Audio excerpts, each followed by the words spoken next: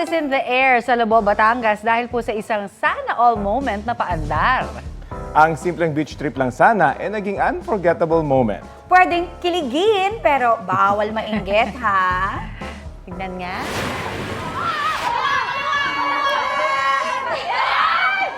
Konting pihit sa kanan, kaliwa, taas at baba. Si Maureen Junesio para sa kanyang future. Ang prize kasi sa Pukpuk Palayok, journey pala to forever. Bullseye! Ala Cupido ng masapul kasi ang palayok, nakaluhod at ready to propose na ang boyfriend niyang si Kel Peregrina. Oo nga. Worth it ang effort dahil it's a yes ang sagot ni Maureen. Viral ang video with 5.5 million views. Trending!